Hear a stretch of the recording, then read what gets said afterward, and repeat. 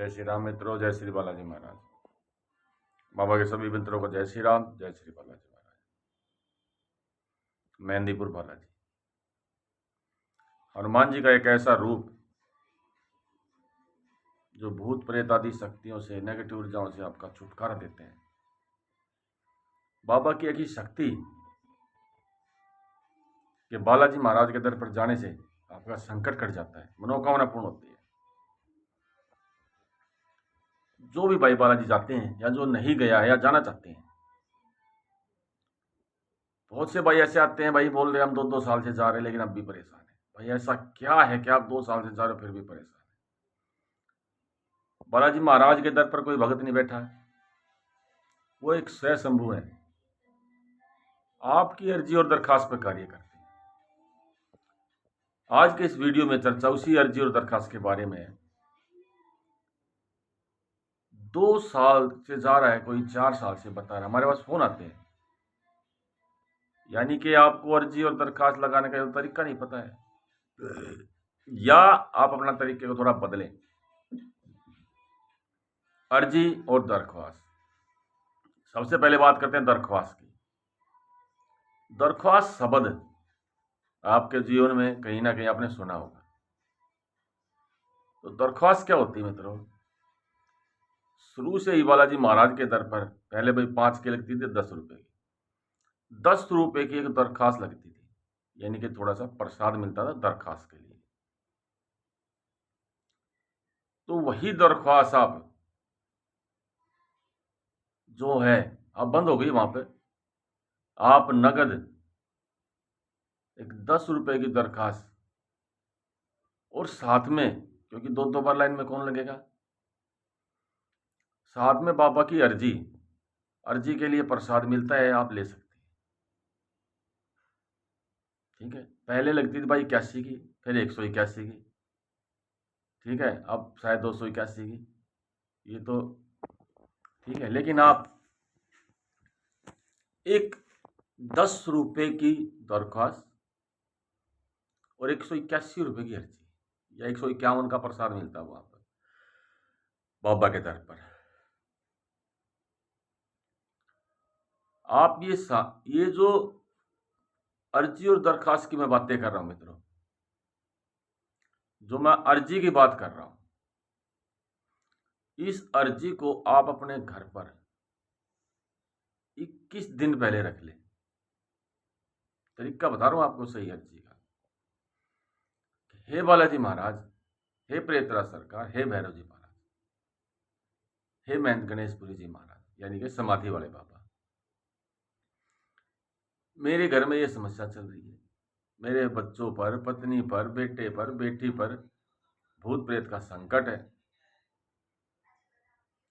एक सफेद कागज लें, ऊपर लिखे जय श्री राम, फिर लिखे जय श्री बालाजी महाराज। अब उस पेपर पर अपनी समस्या लिखनी है आपको, और जिस भी किसी को वो समस्या है उसका नाम, पिता का नाम, गोत्र स्थान आदि लिखकर और समस्या लिखें। और समस्या लिखने के बाद साथ में ये भी लिखें, बाबा मैं आपके दर पर इस तारीख को आऊंगा, यहाँ से घर से चलूंगा और मैं पहुंचूंगा। आप और जो फिर 181 रुपये मैं जो बता रहा हूँ उसी में रख कर पेपर को फोल्ड कर कर ऊपर से फोल्ड कर दे। पहले उसको फोल्ड करने के बाद जो व्यक्ति किसी को परेशानी है उसके ऊपर से इसको 21 बार घुमाएं, सिर से लेके पैर तक उसको खड़ा कर लें। ऊपर सिर पे ले जाएं, नीचे ले जाएं पैरों तक, फिर सिर ले जाएं, फिर नीचे ले जाएं। 21 बार घुमाने के बाद अपने पूरे घर में घुमाएं। और जब आप ये घुमाने का कार्य कर रहे हैं मित्रों,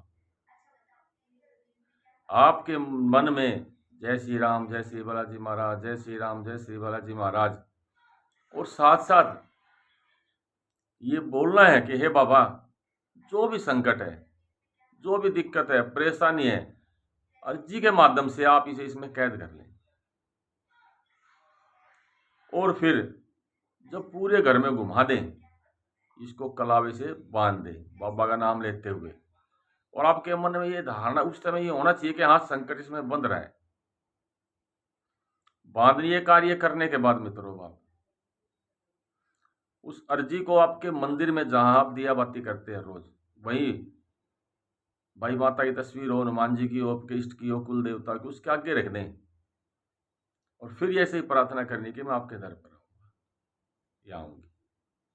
फिर आप 21 दिन लगातार आप परहेज कर सके तो आपके लिए बहुत ही अच्छा है भाई। जैसे लहसुन प्याज छोड़ दें, गलत चीज़ों से सेवन छोड़ दें, गलत बोलना छोड़ दें, हर गलत चीज़ आप छोड़ दें।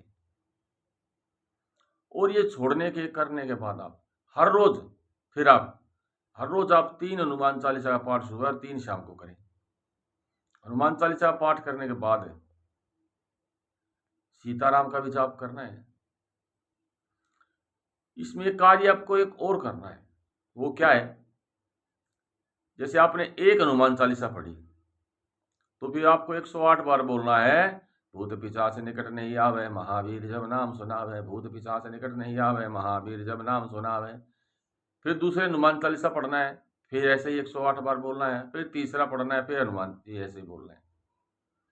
तो 3 बार हनुमान चालीसा और 108 बार ऐसे बोलना है। श्री राम स्तुति करनी है और हनुमान जी का मंत्र, ओम हम हनुमते पवनंदनाय श्री राम दूताय नमः, ओम हम हनुमते पवनंदनाय श्री राम दूताय नमः। इस मंत्र का भी 108 बार जाप करना सुबह शाम। रोगी है, खुद कर सके तो अच्छा है, नहीं तो उसके लिए दूसरा करे कि भाई मैं इसके लिए कर रहा हूं, इसका फल इसको मिले। तो इस तरह से जब आप ये पाठ करेंगे और भाई फिर 21 दिन बाद आपको बाबा के धाम पर जाना है। बालाजी के धाम पर जब आप चले जाएंगे, वहां पे जो मैंने जैसे दरखास्त बताई है, 10 रुपए की दरखास्त और अपनी अर्जी, आप नहा धोकर ईमानदारी से लाइन में लगें। लाइन में खड़े खड़े बाबा का नाम लें या सीताराम का जाप करते रहें। और जब बाबा के दर्शन के लिए अंदर पहुंच जाएंगे, वही प्रार्थना संकट के लिए जो अपने घर पे की थी बाबा से करें, और वो 10 रुपए की दरखास्त और वो अर्जी वहीं बाबा के सामने दान पत्र बनाया हुआ उसमें डाल दें। अब वहां से चल पड़ेंगे तो भैरव जी महाराज का आ जाएगा स्थान। एक 10 रुपए की दरखास्त आप वहां भी लगा दें संकट के लिए। फिर प्रेतराज सरकार जी पर एक 10 रुपए की आप वहां भी लगा दें।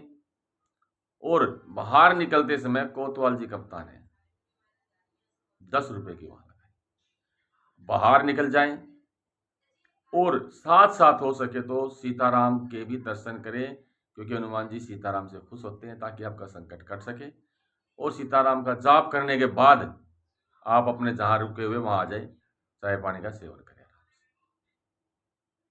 तो इस तरह से आप अर्जी और दरखास्त लगाएं, आपका संकट क्यों नहीं कटेगा, 100% कटेगा। आप ये उपाय करके देखें और बाबा से प्रार्थना करते हैं, बाबा सबके संकट काटे, सभी के कष्ट हरे।